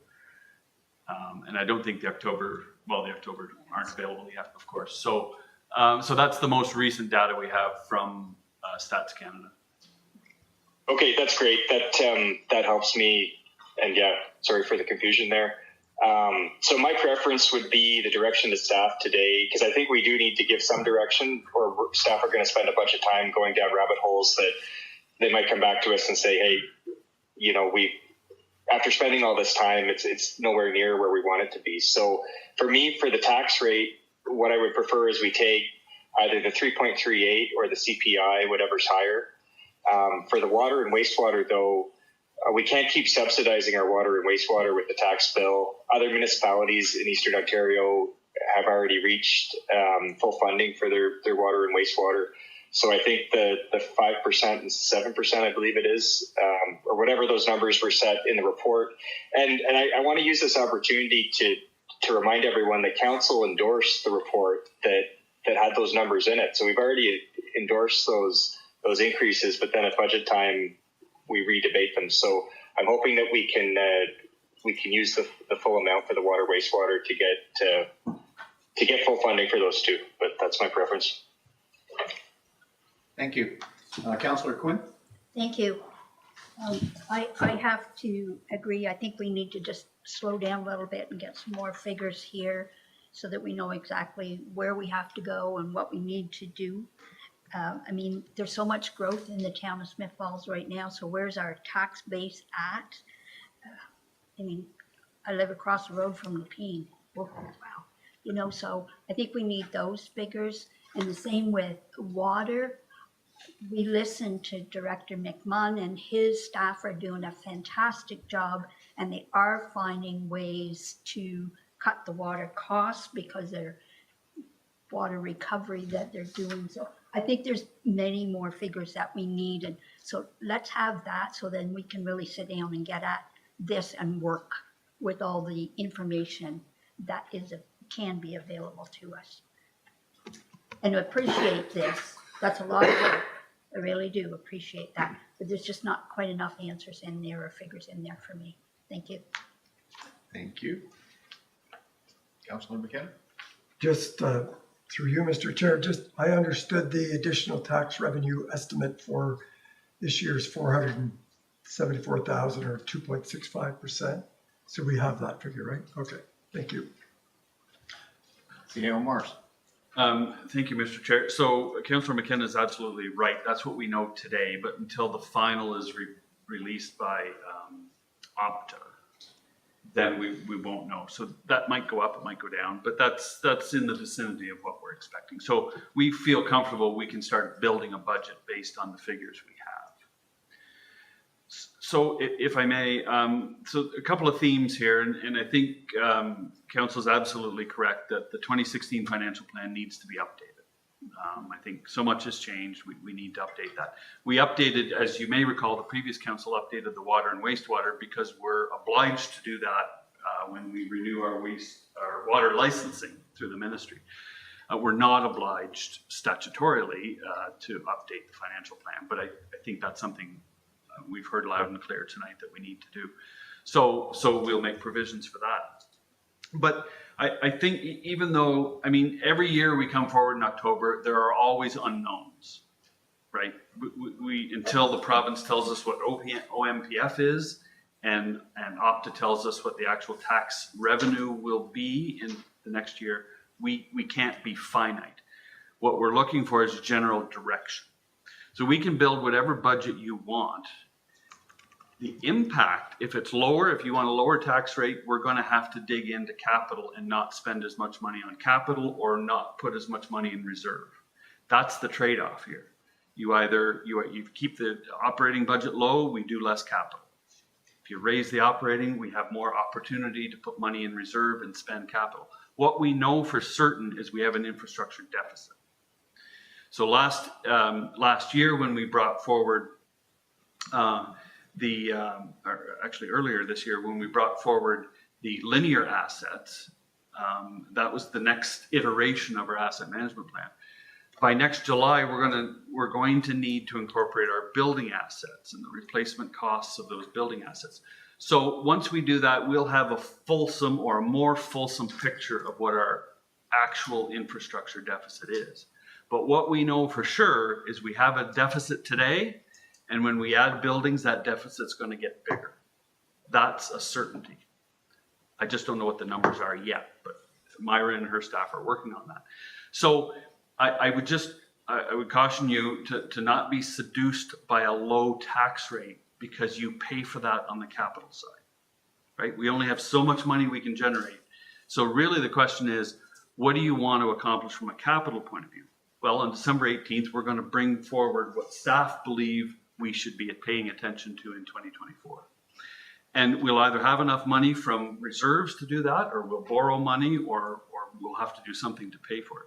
So I would just encourage you to you don't have to necessarily tonight to commit to what the tax rate will be. Just give us some idea of, do you want us to deplete our reserves, or do you want us to raise money through the operating budget, through the tax rates? And so if I may offer, a safe approach is inflation. Right? I hear what you're saying. The financial plan is old. It may not be as relevant as it once was, but we know inflation as of the end of September is 2.9%. So that would be a logical starting point, if I can offer that out there, to give us some guidelines so that we can build a budget and bring it back. And then you can change it. You can switch capital around. You can put less in reserves. The mayor raised a good question. I hope by the time we bring the first draft, we'll know what the reserve balances are, and we can compare that to where we predicted we would be. My suspicion is we're in pretty good shape that way. But we have a lot more to spend than we did in 2016 when we projected what we would need in those reserves. So there's a lot of moving parts, is what I'm saying. But we just need some guidance so we can put a budget, so we know what direction we're going with the budget. And most importantly, I know that the department heads can bring back a capital budget that will exceed what you can afford or what you want to spend. There's no question. I just need to give them direction, what's reasonable, right? Because we could do 100 million in capital work next year. That's not going to happen. But 10 is probably reasonable. And so if we know what you're comfortable with at this point with a tax rate increase, we can build a budget that balances those operating and the capital requirements. Thank you. I just wanted to get my 2 cents worth in for just cause. Councillor McKenna actually mentioned what I was thinking. Like right off the bat, I wasn't in favor of a 3.38% increase, period, because I noticed that it was 2.65% extra that we were getting in increased taxes through the new development. So based on that, I'm probably going to support option 2 with the inflation rate. But what I would encourage staff to do is develop budgets that reflect the needs of the community and what we need as opposed to just wants. In order to keep any increases to a minimum, at least for the next year, as things hopefully recover. So that's my 2 cents. Councilman McKenna? Well, thank you, Mr. Chair. Well, then I agree with you. The CEO has proposed, I guess, a top end of 2.9% based on the CPI. And so, but I prefer leaving the water and wastewater rates at the recommended levels. But I'm comfortable, as you are, with the rate of inflation. Okay. Any other comments? Councilor McGuire. Thanks, Mr. Chair. I'm a little bit confused, and I just want to make sure I'm on the right page here. Because in the past, we've talked about our increases as being the net increases. So it was growth plus whatever increase it was going to be to match inflation. But based on the conversation, it's sounding like it's being suggested we add this 3.38% on top of the 2.6% or whatever that growth number is. Is that what the recommendation is, or is it a net increase of the average tax bill of 3.38% or inflation? Dale Morris. Yes, so through the chair, so what we're suggesting is that the 2.5% increase in assessment isn't our total revenue. So they're not directly linked. So if you look at the budget, the gross budget's about 25 million.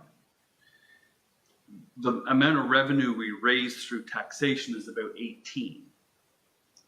So if we raise the tax rate on the 18, we'd get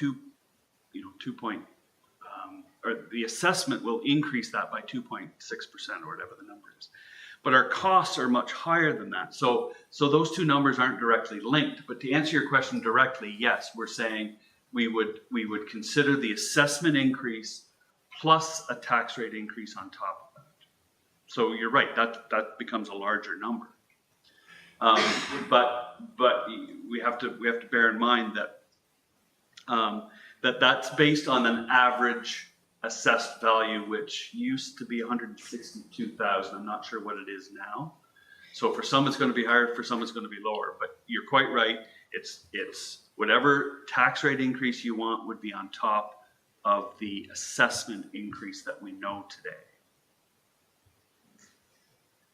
Okay, so in that circumstance, I'm much less enthusiastic about doubling those up. But I guess at the end of the day, when I look at it, the difference between 2.9 and 3.38, like say we're talking about 0.5%'s about $93,000, and we've got about 4,500 residences in town. So divided by the number of properties, we're talking about $20 a property bill. So I just want to keep that in mind before we, I think what I'm hearing from the table is that everybody agrees with that 3% ballpark. But whether or not that includes growth is up for debate, and hopefully that gives some direction to move forward. I don't know. But am I the only one that wasn't making that growth plus increase connection? Councilor McKenna. Thank you, Mr. Chair. That's what I understood. I also know that growth doesn't come free. There's extra costs come with growth. So that's, that growth revenue probably doesn't cover the costs of the new sidewalks and new infrastructure and the new services we had to put in to support the growth. So it isn't just found money. It's a cost. Councilor Brennan.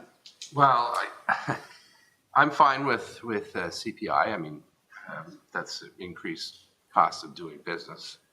But I don't think we should get too much in the weeds because I don't have anything to chew on right now, and that's going to come. And we're going to be talking about the big numbers and all that, and just bear in mind that inflation hits everybody, not only the municipality, and we're all aware of that.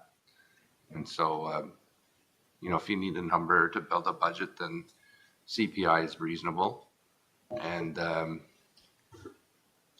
then, but I'd like to see some options, and I know we'll be provided them, about how we can either sharpen the pencils and, get a good deal for the taxpayer. So, but I think that it's pretty high level tonight. We're not getting into the nitty gritty, but that's going to happen. So I'm fine with the option 2.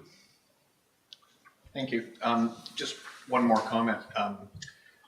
We also have to remember, we're just giving direction. Like, we're not actually deciding on the actual increase. And I think CPI is a good place to start. So, Mayor Panko? Yeah, I think if you put, and again, your point's probably the most relevant. It's not a final decision, but if we take the 2.65 growth and CPI 2.9, put that together, you're talking pretty close to $1 million in new tax revenue. Add in our development charges, which we don't have a report as to what that will contribute.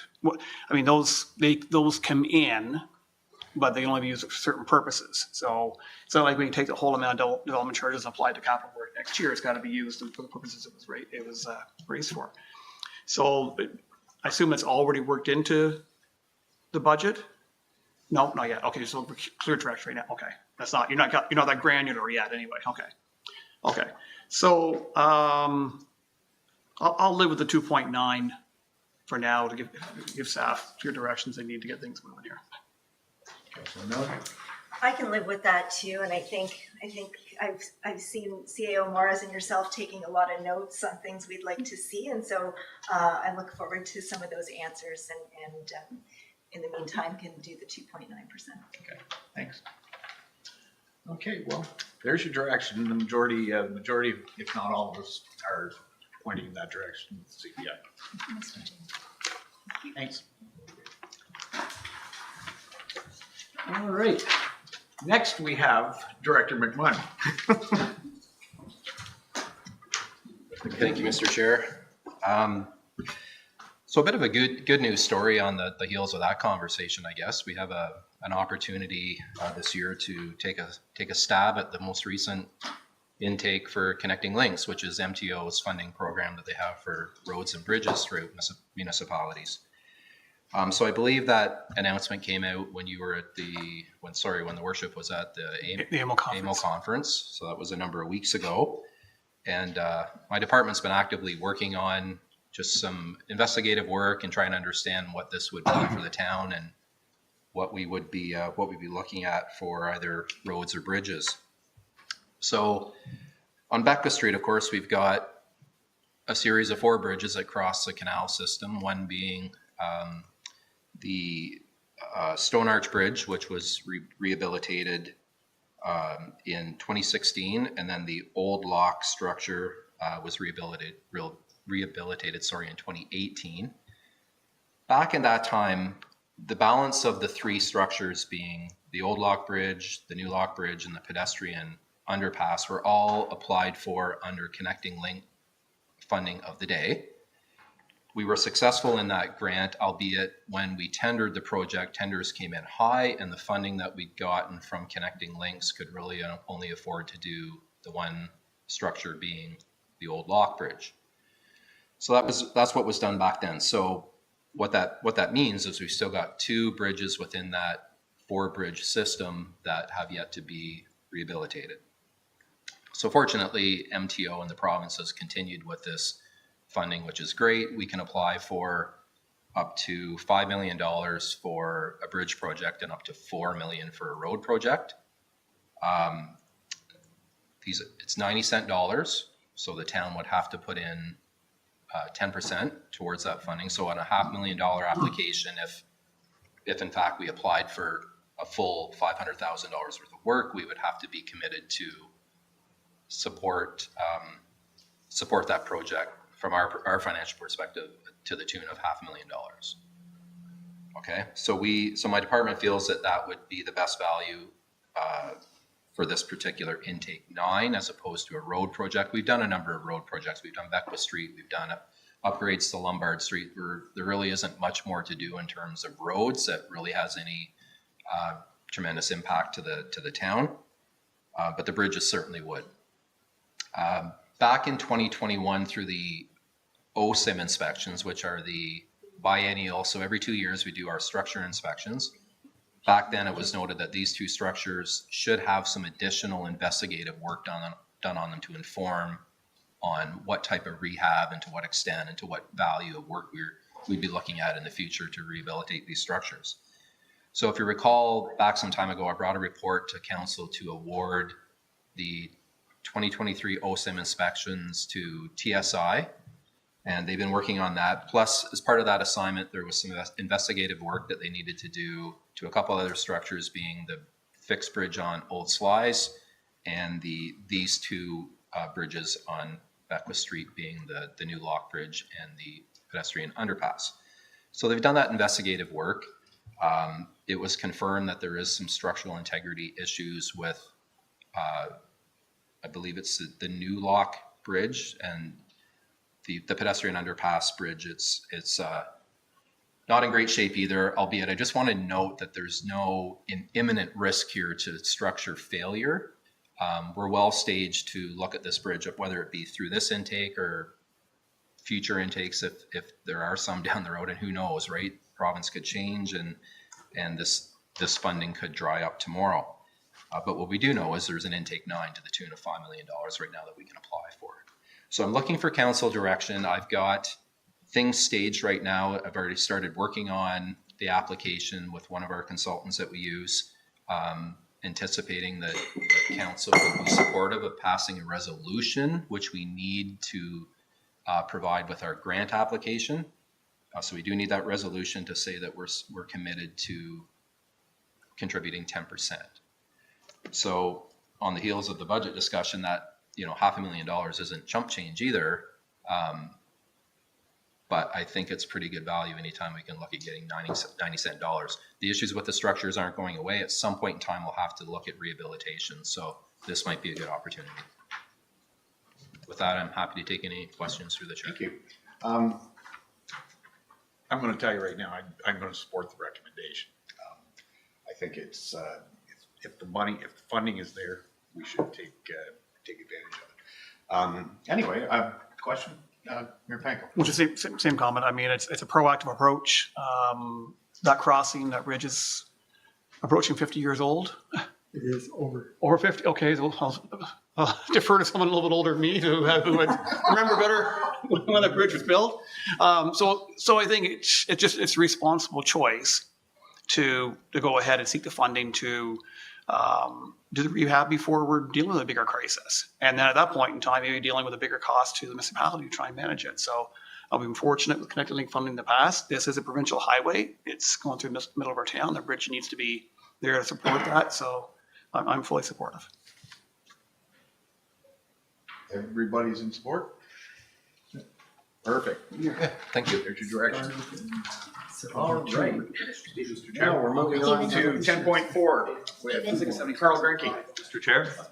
Yes. If I could indulge committee to go back to the last item, the budget, I just wanted to make sure we're clear on the direction. So what I heard was 2.9% or inflation for the tax rate.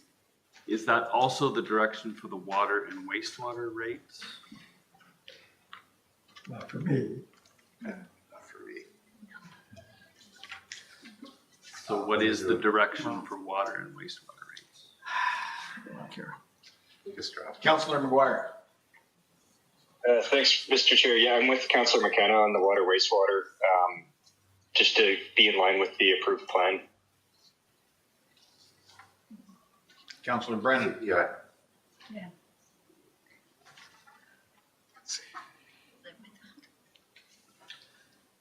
Councillor Milne.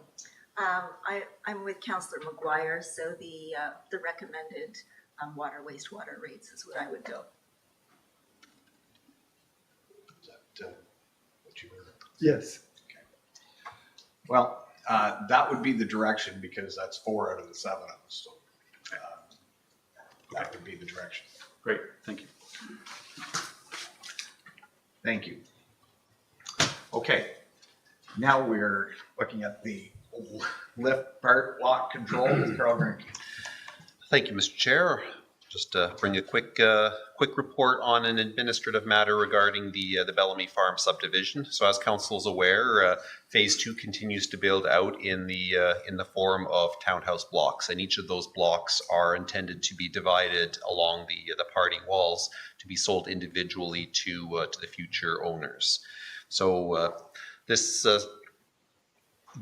the application before us this evening is to lift the part law control provisions of the Planning Act for 4 blocks with 5 units each, allowing the creation of a total of 20 units. So as indicated in the report, the Planning Act does not allow us to divide lots that are already created unless we divide blocks of a subdivision unless we are to pass an instrument under the Planning Act called a bylaw to lift part law control, and that's a routine process when we're looking at a subdivision development or say commercial business parks. So through this process, the draft part law control survey was reviewed for zoning compliance and to ensure that the proper easements and all other provisions of the subdivision agreement were met. So staff are recommending that council passes the bylaw lifting part law control for the 4 blocks identified in the report.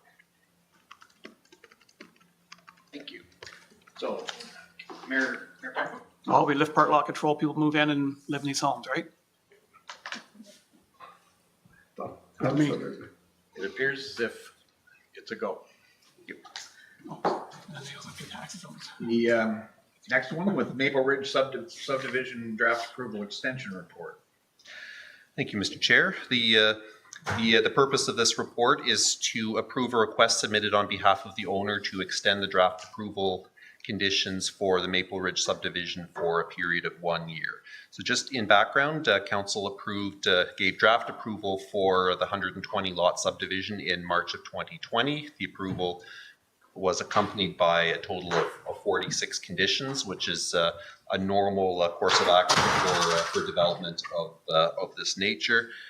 The subdivision's intended to be built out in phases based on how stormwater management and servicing would be handled. The Planning Act gives municipalities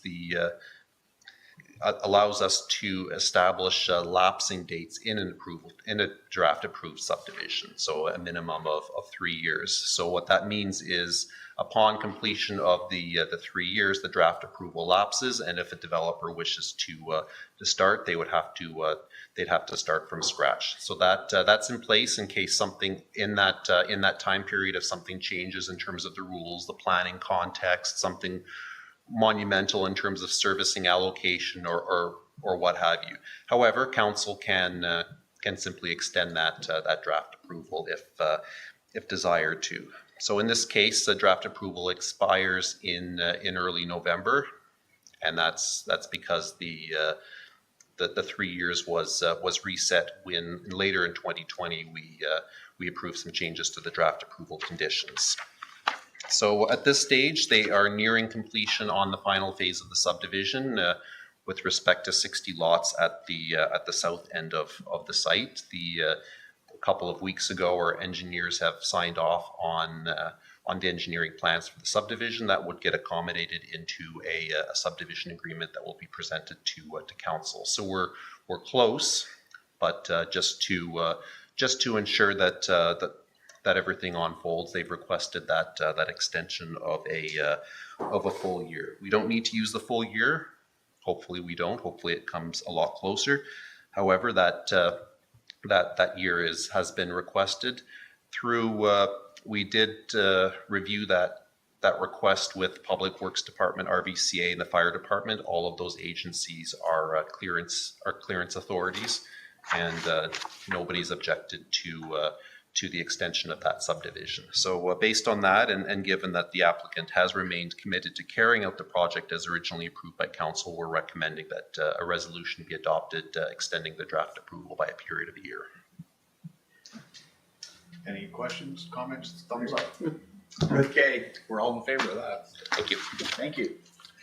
And last on the agenda would be with Clerk Costello and committee appointments.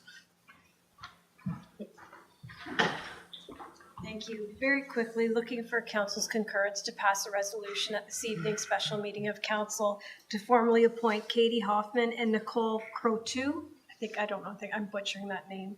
My apologies, Nicole, to our Smiths Falls for All committee. There is a time sensitivity as we do have our next meeting on November the 2nd. Thank you. Thank you. All right. Committee, board, and external organization updates. I don't think we have any.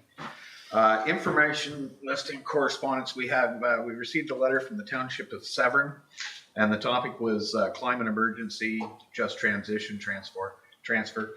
And I'm not going to read it because it's a long letter. Any questions or comments? Just that, Mr. Chair, it's a great letter and a very interesting proposal. I was just going to suggest if council agreed, we forward it to our climate action work group for consideration. Great idea. Okay, everybody nodded. All right, we have no notice of motion, so could I have a recommended motion for adjournment? Moved by Councillor Brennan, seconded by Councillor Quinn. The committee adjourn its proceedings at 7:48 p.m. and stand so adjourned until the next duly called committee meeting. All in favor? Carried. Don't run away yet. I've been working. So you second my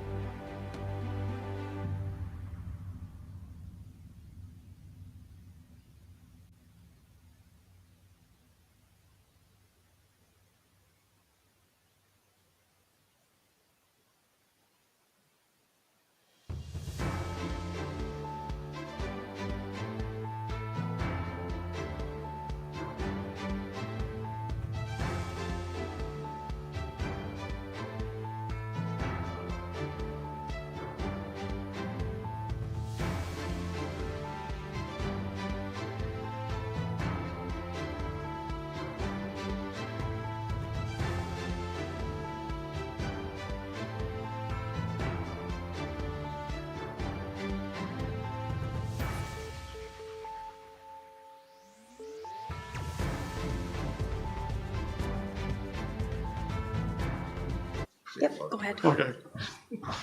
Welcome back, everyone. The special meeting of Smiths Falls Town Council for Monday, October 23rd, 2023.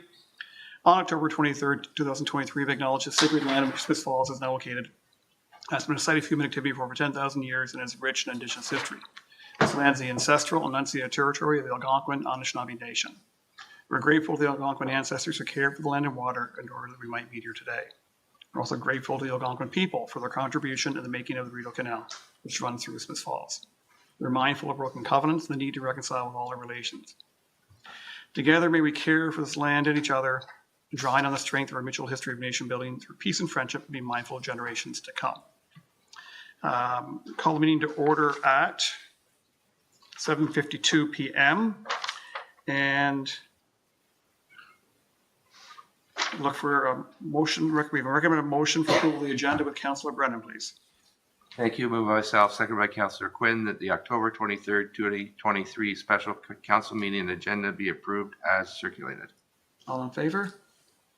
Carried. Thank you. Any disclosure of pecuniary interest and or conflict of interest and general nature thereof? Seeing none, we have no approval of minutes. Any council reports or updates? Seeing none, no presentations or proclamations. We have no consent agenda because we have a few motions to look after that came out of today's committee of the whole meeting. First one is with Councillor Maguire. You can't see him, but you will be able to hear him in a moment. Thank you, Your Worship. Moved by myself and seconded by Councillor McKenna, that Council of the Corporation of the Town of Smith Falls, under the authority of Section 5133 of the Planning Act, grant an extension to the draft approval of subdivision file number SD-19-01, brackets 734230 Ontario Limited, care of Campbell's Trucking, for a period of 1 year expiring on November 2nd, 2024. Thank you. Discussion, Councillor? Yeah, so this is an extension that was approved just before COVID in March 2020. Same terms and conditions as the previous approval, but we'll give until November 2nd to get that completed. Thank you. Any further discussion? Seeing none, it's moved by Councillor Maguire, seconded by Councillor McKenna. The Council of the Corporation of the Town of Smiths Falls, under the authority of Section 51 in bracket 33 of the Planning Act, grant an extension to the draft approval of subdivision file number SD-19-01 in bracket 734230 Ontario Limited, care of Campbell's Trucking, for a period of 1 year, expiring on November 2nd, 2024. All in favor? And that is carried. Our second motion is with Councillor McKenna, please. Thank you, Your Worship. Moved by myself, seconded by Councillor Robinson, that the Council of the Corporation of the Town of Smiths Falls appoint the following applicants to the Smiths Falls for all committee for the remainder of the 2022-2026 term of council, or until new appointments are made via resolution. We're delighted to have Katie Hoffman and Nicole Greteau join that committee. Thank you. Any further discussion? No, I know you said it all. I think we said it all. Okay. Moved by Councillor McKenna and seconded by Councillor Robinson. The Council of the Corporation of the Town of Smiths Falls appoint the following applicants to the Smiths Falls for All Committee for the remainder of the 2022-2026 term of council, or until new appointments are made via resolution. Katie Hoffman and Nicole Greteau. All in favor? That's carried. We have no bylaws tonight. Any inquiries or announcements? I assume none. No confirmatory bylaw, and our motion for adjournment is with Councillor Miller. Thank you. Moved by myself, seconded by Councillor Robinson, that this council adjourn its proceeding at 7:56 p.m. and stands to adjourn until the next duly called meeting of council. Thank you. Moved by Councillor Miller, seconded by Councillor Robinson. This council adjourns proceedings at 7:56 p.m. Stands so adjourned until the next duly called meeting of council. All in favor? We are adjourned. Thank you. Thanks, everybody. Have a good night. Have a good trip, Chris. So last week I missed climate action, or they just I looked at Next week? last week.